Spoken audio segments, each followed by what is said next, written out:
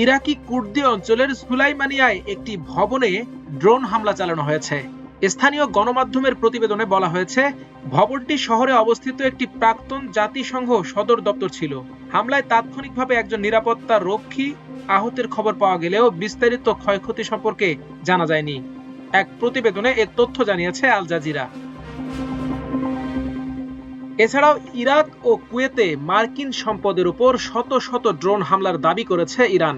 আজ এক প্রতিবেদনে আল জাজিরা জানিয়েছে, ইরানের বিপ্লবী গার্ড বাহিনী IRGC দাবি করেছে, তারা মধ্যপ্রাচ্যে মার্কিন সেনাদের আবাসস্থলের বেশ কয়েকটি স্থাপনায় 230টি ড্রোন হামলা চালিয়েছে, যার মধ্যে রয়েছে ইরাকের এরিবিলের একটি ঘাঁটি, কুয়েতের আলী আল সালেম বিমান ঘাঁটি এবং ক্যাম্প আরিফজান। এই হামলাকে তারা চলমান যুদ্ধের প্রথম শক্তিশালী পদক্ষেপ বলছে। এর আগে অপর এক প্রতিবেদনে আল জাজিরা জানায়, ইরানের বিপ্লবী গার্ড বাহিনী IRGC জানিয়েছে, তারা মার্কিন ও ইসরায়েলি লক্ষ্যবস্তুতে 40টি ক্ষেপণাস্ত্র নিক্ষেপ করেছে। এটি ছিল মার্কিন ও ইসরায়েলি লক্ষ্যবস্তুতে তাদের 17তম বিমান হামলা। এদিকে হরমুজ প্রণালী বন্ধ করার প্রতিশ্রুতি দেয়া IRGC জলপথের উপর তাদের পূর্ণ নিয়ন্ত্রণ বজায় রেখেছে বলে দাবি করেছে, যেখানে ট্রাম্প বলেছেন তিনি ট্যাঙ্কারগুলিকে পাহারা দেওয়ার জন্য নৌবাহিনী মোতায়েনের জন্য প্রস্তুত। তবে ট্রাম্পের ওই হুঁশিয়ারিকে বৃদ্ধাঙ্গুলি দেখিয়ে এক বিবৃতিতে IRGCর নৌ কর্মকর্তা মোহাম্মদ আকবর জাদেহ বলেছেন, বর্তমানে হরমুজ প্রণালী ইসলামী প্রজাতন্ত্রের নৌবাহিনীর সম্পূর্ণ নিয়ন্ত্রণে রয়েছে।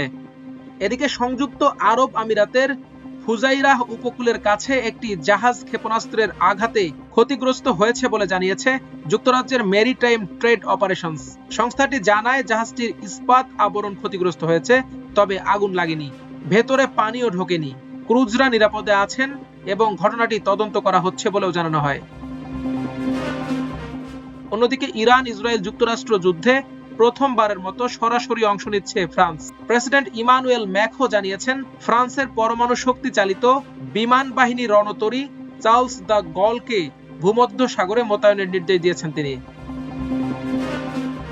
মঙ্গলবার টেলিভিশনে সম্প্রচারিত এক ভাষণে এ তথ্য জানিয়ে ম্যাক্রো বলেছেন, 2 মার্চ সোমবার ভূমধ্য সাগরীয় অঞ্চলের দেশ সাইপ্রাসে ব্রিটেনের সামরিক ঘাঁটিতে আঘাত হেনেছে ইরান থেকে নিক্ষিপ্ত ক্ষেপণাস্ত্র ও ড্রোন।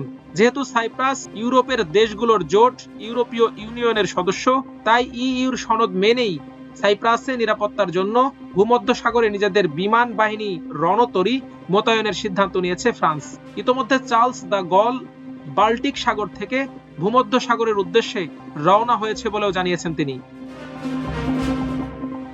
এর আগে মধ্যপ্রাচ্যে যুদ্ধ পরিস্থিতির মধ্যে বৈশ্বিক জ্বালানির সরবরাহ ঠিক রাখতে হরমুজ প্রণালী দিয়ে চলাচলকারী তেলবাহী ট্যাঙ্কারগুলোকে পাহারা দিয়ে নিয়ে যেতে মার্কিন নৌবাহিনীকে নির্দেশ দেন দেশটির প্রেসিডেন্ট ডোনাল্ড ট্রাম্প। একই সঙ্গে উপসাগরীয় অঞ্চলে সামুদ্রিক বাণিজ্যের জন্য রাজনৈতিক ঝুঁকি বীমা চালু করতে একটি ফেডারেল সংস্থাকে নির্দেশ দেন তিনি। মঙ্গলবার ট্রুথ সোশ্যালে এক পোস্টে ট্রাম্প বলেন, এসব ব্যবস্থা তাৎক্ষণিকভাবে কার্যকর হবে এবং উপসাগরীয় অঞ্চলে চলাচলকারী সব শিপিং লাইনের ক্ষেত্রে প্রযোজ্য হবে। মার্কিন প্রেসিডেন্ট বলেন, আমি যুক্তরাষ্ট্রের ডেভেলপমেন্ট ফাইন্যান্স কর্পোরেশনকে খুবই যুক্তিসঙ্গত মূল্যে উপসাগর দিয়ে চলাচলকারী সব সামুদ্রিক বাণিজ্যের, বিশেষ করে জ্বালানি পরিবহনের আর্থিক নিরাপত্তা নিশ্চিতে রাজনৈতিক ঝুঁকি বীমা এবং গ্যারান্টি দেওয়ার নির্দেশ দিয়েছি। এটি সব শিপিং লাইনের জন্য প্রযোজ্য হবে। প্রয়োজনে যুক্তরাষ্ট্রের নৌবাহিনী যত দ্রুত সম্ভব হরমুজ প্রণালী দিয়ে ট্যাঙ্কারগুলোকে এসকর্ট দেয়া শুরু করবে। তবে ট্রাম্পের সেই ঘোষণার পর IRGC হরমুজ প্রণালীর সম্পূর্ণ নিয়ন্ত্রণ তাদের হাতে থাকার কথা জানালো।